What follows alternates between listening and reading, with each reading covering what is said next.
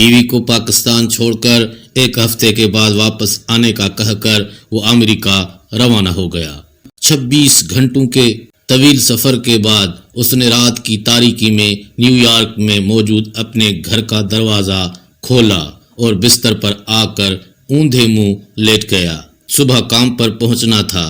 اس نے بمشکل تمام 6 بجے کا الارم لگایا۔ صبح اس کی آنکھ 11 بجے کھلی۔ وہ کافی دیر تک حیران و پریشان گھڑی کو دیکھتا رہا۔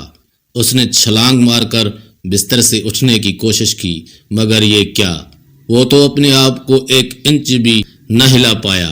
اس نے گھبراہٹ میں چیخنا چاہا، مگر کوئی آواز نہ نکل سکی۔ رات کے کسی پہر جب وہ خوابوں میں دنیا فتح کر رہا تھا تو قدرت کو کچھ اور ہی منظور تھا۔ اسے فالج کا اٹیک ہوا اور صبح تک اس کا جسم، اس کا چہرہ اور تمام عضلات کسی بھی قسم کی حرکت سے معذور ہو چکے تھے۔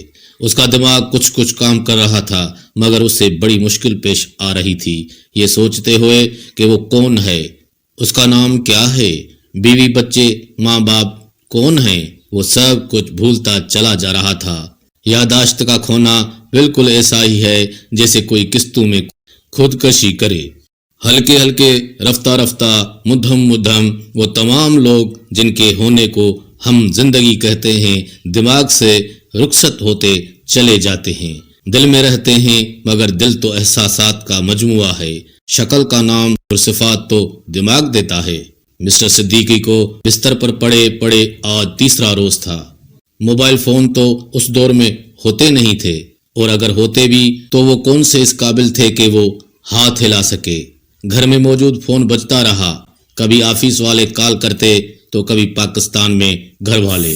اتنی بے بسی تو شاید مردوں کو بھی نہ ہوئی ہوگی کہ انہیں کم از کم اس بات کا تو سکون ہوتا ہوگا کہ وہ مر چکے ہیں۔ مرنا کتنی بڑی نعمت ہے، انہیں آج سمجھ آ رہا تھا۔ چوتھا دن، 5واں دن اور آج 6واں دن۔ غلطی سے آج ڈاکیا دروازہ کھلا دیکھ کر مسٹر صدیقی کو ہیلو ہائے کرنے آ گیا کہ ان کے اخلاق اچھے تھے اور وہ ہمیشہ ڈاکے کو دیکھتے تو حال احوال پوچھتے۔ ڈاکے نے کھلی آنکھوں مگر ساخت جسم کو دیکھا تو 911 پر ایمرجنسی کال کر دی۔ وہ آئے اور اٹھا کر لے گئے۔ اگلے 9 ماہ صدیقی صاحب کومے میں رہے۔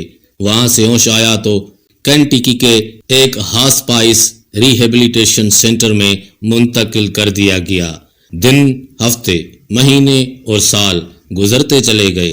بیوی نے سمجھا کہ کسی اور کے ساتھ گھر بسا لیا اور اسے بھول گئے۔ اس نے بھی کہیں اور شادی کر لی۔ بہن بھائیوں اور رشتہ داروں نے سمجھا کہ پیسے کی ہوس نے تمام رشتے ناتے توڑنے پر مجبور کر دیا۔ باپ نے سمجھا کہ بیٹا امریکی زندگی میں مصروف ہو گیا اور گھر والوں کی خیریت لینے کا وقت نہیں ہے۔ وہ ناراض ہو گیا اور اسی ناراضگی میں کچھ سالوں بعد باپ کا انتقال ہو گیا۔ ماں پھر ماں ہوتی ہے، وہ آخری وقت تک انتظار کرتی رہی کہ ایک دن اس کا بیٹا ضرور واپس آئے گا۔ اس نے مرتے وقت بھی وصیت کر دی کہ جب بیٹا آئے تو اس کی قبر پر ضرور لے آئیں۔ آج اس واقعے کو 33 سال اور 4 ماہ ہونے کو آئے ہیں۔ مسٹر صدیقی کوئی ان کا پورا نام نہیں جانتا، آج بھی بولنے کی سکت نہیں رکھتے، مگر تھوڑا بہت کھا پی سکتے ہیں۔ پچھلے چند ماہ سے اس سینٹر میں ایک پاکستانی آتا ہے، اس کا نام شاہد ہے۔